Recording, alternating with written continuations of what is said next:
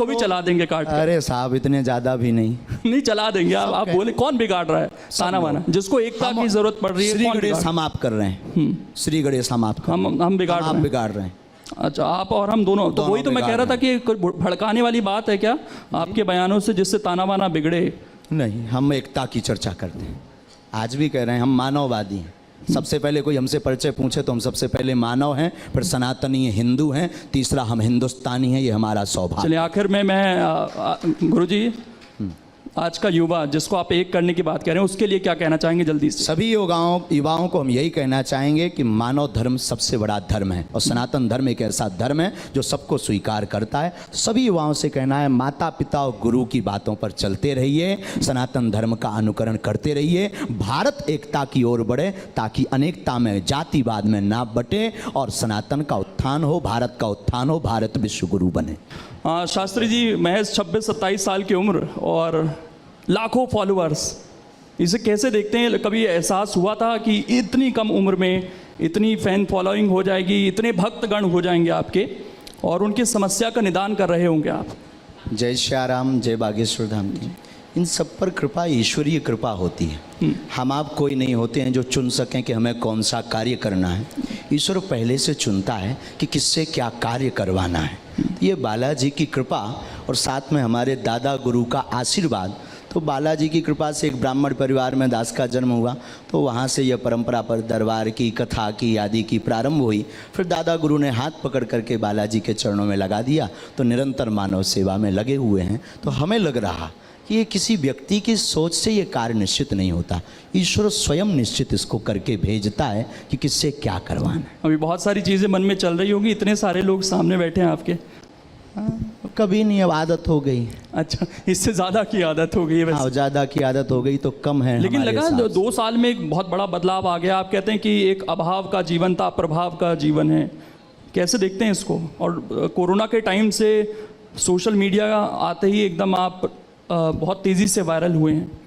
दरबार परंपरानु अंतर्गत विगत 3 पीढ़ी से चल रहा। हमारे दादा गुरु जी भी चलाते थे, दरबार लगाते थे, परंतु उस वक्त मीडिया वो नहीं आते थे, ना उसका उपयोग करते थे। हमने दरबार भी प्रारंभ किया, दादा गुरु की प्रेरणा की, जो उन्होंने आदेश दिए थे वह सेवा भी प्रारंभ की।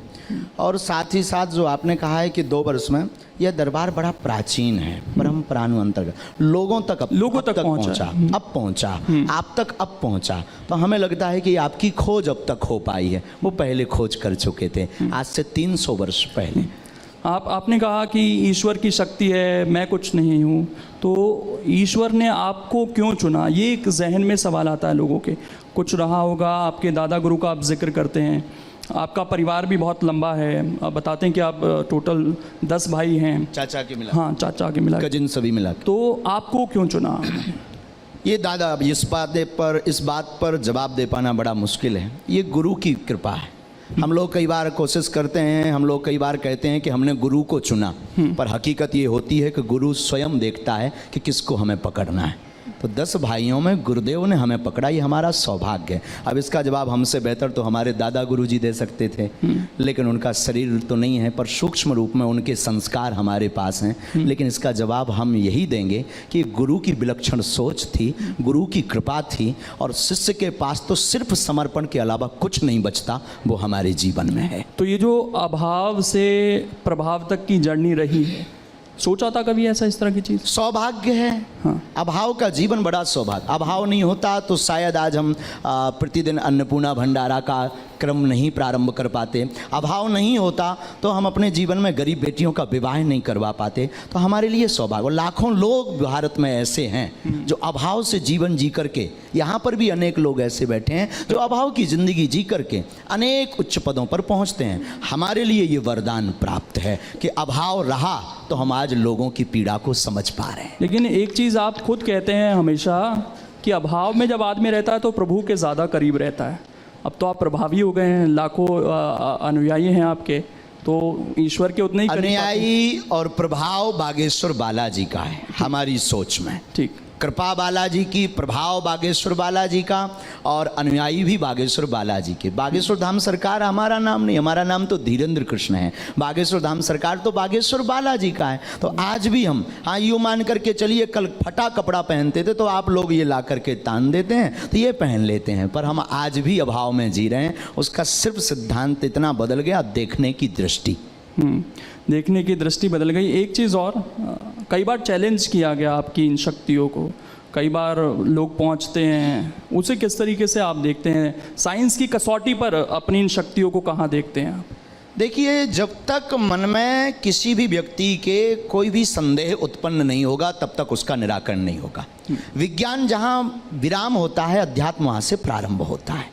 और रही बात शक्ति की, तो ये पराविज्ञान है। आदिकाल से ऐसे लोग चले आए हैं जिन्होंने भगवान पर, भगवान की शक्ति पर अनेक बार उन्होंने देखना चाहा, परखना चाहा, उसके कसौटी पर कसना चाहा, पर शक्ति शक्ति होती है। और हमारी दृष्टि में जो भी आता है हमें सब स्वीकार है। कृपा करवाने वाले बालाजी हैं, वो अपने आप नतमस्तक करवा देते हैं। उन लोगों को कुछ कहना चाहेंगे जो कहते हैं कि नहीं, ये तो माइंड रीडिंग है, केवल आप भूतकाल बता सकते हैं लेकिन कोई भविष्य काल या किसी की समस्याओं का निदान कोई नहीं कर सकता, जो लिखा है उसका वो लिखा है। बहुत सुंदर प्रश्न है, बहुत अच्छी बात है। इस पर बहुत लोगों के मन में तर्क रहते हैं। इस पर हम जवाब यह देना चाहते हैं कि कोई शक्ति होती या नहीं, इसका प्रत्यक्ष प्रमाण तो बागेश्वर बालाजी दरबार है। भविष्य वक्ता कोई इंसान नहीं हो सकता है, लेकिन श्री हनुमान जी महाराज हैं। वो त्रिकालज्ञ हैं, भूत भविष्य वर्तमान। हम कभी भी नहीं कहते कि हम भविष्य बताते हैं, भविष्य के संकेत देते हैं जो हमें गुरु कृपा से प्रेरणा में आते हैं, जो गुरु कृपा से हमें लगता है कि ऐसा होगा, उसको हम संदेशा दे देते हैं। अब आप कहेंगे कि विज्ञान के तथ्य में, विज्ञान के ज़माने में इसको कैसे माइंड रीडिंग तो नहीं है। देखिए श्रीमान जी, माइंड रीडिंग की एक सीमा है, एक मर्यादा है, उसके बाहर वो नहीं जा सकते हैं। और देखिए, कई जगह ऐसी हैं जिनमें एक स्थान बागेश्वर धाम भी है जहां आज भी विज्ञान नतमस्तक है। जब प्रभाव की तरफ जीवन बढ़ता है आचार्य जी, तो कई सवाल उठने शुरू हो जाते हैं परिवार से भी। हमने देखा कि जो दूसरे गुरुजी हैं उनके पास आपके परिवार के लोग पहुंचते हैं और वो गुरुजी उनको कहते हैं कि उन्होंने एक आत्मा को कैद कर कर रखा है अपने पास। जी, बहुत तो परिवार से ही सवाल उठ रहे हैं और परिवार दूसरी जगह जा रहे हैं। जी, ये सूक्ष्म विचारधारा का प्रभाव है।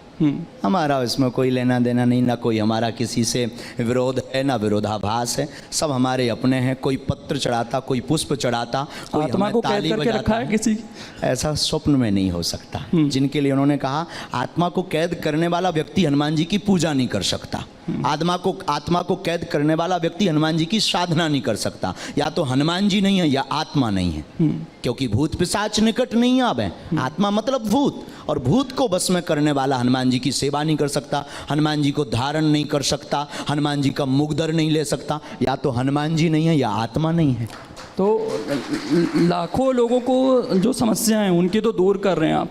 परिवार वालों से कभी बात होती है, उन्हें समझाने की कोशिश होती है इस चीज़ को? सामंजस्य है, कोई ऐसा विरोधाभास नहीं। वो किंचित मात्र कोई दूसरी गद्दी लगाने की भी कोशिश करता है, वो कहते हैं हमें धमकी दी जा रही है। नहीं नहीं नहीं, ऐसा है। कई बार आप हो सके तो आप उनसे जरूर बात कीजिए। हमारे पास तो ऐसा कोई भाव नहीं आया। अभी हम मिले ही थे कुछ दिन पहले, नहीं 8-10 दिन पहले, क्यों मान के। अगर कोई दूसरी गद्दी लगाना चाह रहा है तो कोई स्वागत है, कोई दिक्कत हम नहीं मिल पा रहे हैं ना। एक महीने में 8 से 10 लाख लोग आते हैं, सबको मिल नहीं पा रहे। हम तो चाहेंगे अगर आप भी ये छोड़ के चलें तो बहुत अच्छा है।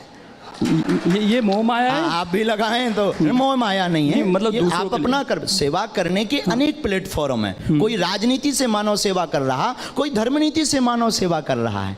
तो अगर आपको यहाँ कम लग रहा हो तो you come here Bageshwar Dham. ठीक नहीं, कम ज़्यादा की बात, लेकिन एक चीज़ है, लाखों लोग आते हैं आचार्य जी आपके यहाँ पर, सबको तो आप नहीं सुन पाते, उतना समय भी नहीं होता होगा, तो सबके कष्ट कैसे दूर होंगे? बालाजी, हम फिर कहते हैं, हमेशा हमने कहा बागेश्वर धाम पर किसी व्यक्ति विशेष की कोई महिमा नहीं है, हमसे जुड़ने की आवश्यकता नहीं है। बागेश्वर धाम स्वयंभू हनुमान जी का एक तीर्थ है, जहां हनुमान जी की स्वयं की ऊर्जा है, सन्यासी बाबा की साधना की ऊर्जा है, पॉजिटिव एनर्जी है। उससे कनेक्ट होने की जरूरत है, ना कि धीरेन्द्र कृष्ण से कनेक्ट होने की जरूरत है।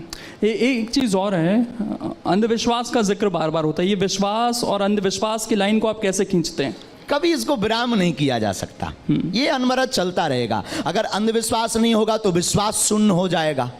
और विश्वास नहीं होगा तो अंधविश्वास शून्य हो जाएगा, विज्ञान नहीं होगा तो पराविज्ञान की चर्चा शून्य हो जाएगी, और केवल पराविज्ञान नहीं होगा तो विज्ञान की चर्चा शून्य हो जाएगी। केवल उजाला हो तो अंधकार की महिमा मिट जाए, उजाले की महिमा मिट जाएगी, और केवल अंधकार हो तो अंधकार की महिमा मिट जाएगी। दोनों का होना जरूरी। रामायण में राम थे तो रावण जरूरी, रावण के बिना रामचरितमानस में राम जी की महिमा नहीं हुई है।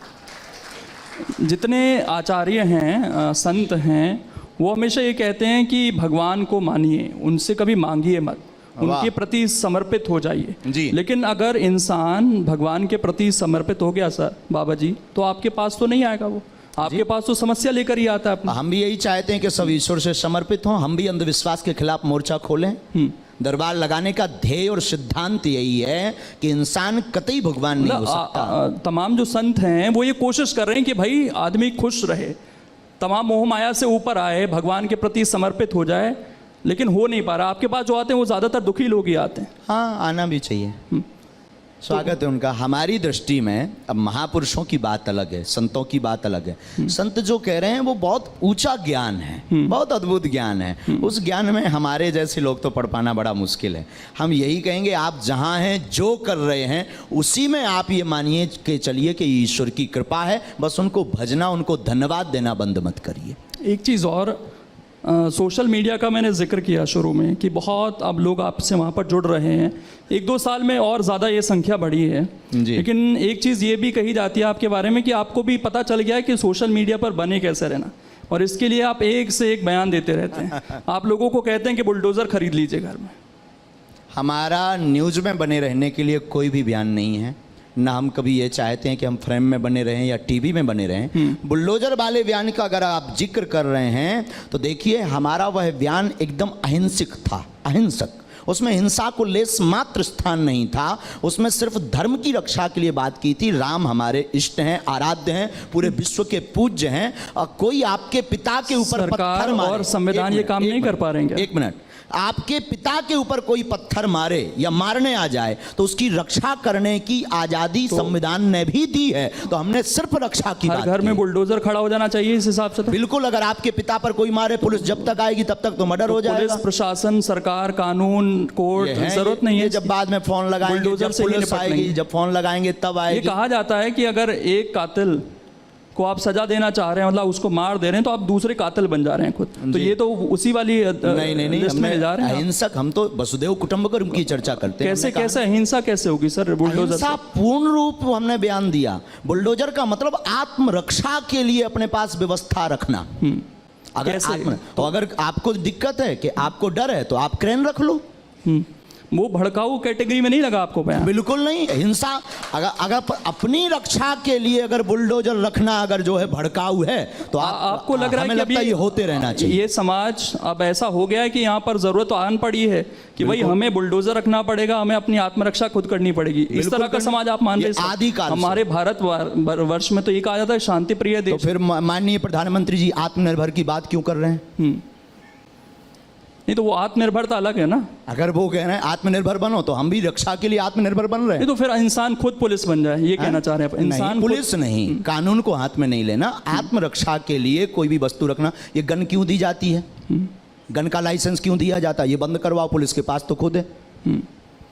और भी आपके बताइए अगर हम गलत बोले। और भी बयान है आचार्य जी, आप जो आपके अनुयायी हैं उन्हें पागल कहते हैं। हाँ, अच्छा है। क्यों? पागल का मतलब प्रभु को पाकर के जो गल जाए वो पागल। पागल का अर्थ है, पागल को आप उल्टा पढ़ो तो लग पा, प्रभु के चरणों में लग जाओ, वो पागल। अपने आप को अछूत कहते हैं आप? अपने आप को अछूत कहते हैं? बिल्कुल। चारों वर्ण हमारे अंदर हैं। शूद्र है, वैश्य है, क्षत्रिय है, धर्म की रक्षा के लिए हाथ उठाते। आप तो कहते हैं ना जातिवाद का मैं जिक्र नहीं करता, लेकिन आप कह रहे हैं चारों वर्ण हमारे अंदर हैं, इसलिए जातिवाद की कोई बात नहीं। तो अछूत कैसे हैं फिर?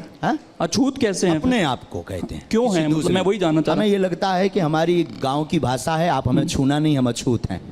उस वक्त गांव की भाषा में, गांव का एक कहावत है, भैया हमें छूना नहीं, हम अछूत हैं। तो गांव की कहावत में वो संबोधित किया था, ना कि अपने आप को अछूत सबसे संबोधित करके या किसी व्यक्ति को जलील करके हमने अछूत कहा। सनातनियों को कायर कहते हैं आप जी? सनातनियों को? हाँ, अगर सनातन की बात आती है और बुजदिल बनकर घर पर बैठ जाते हैं तो वो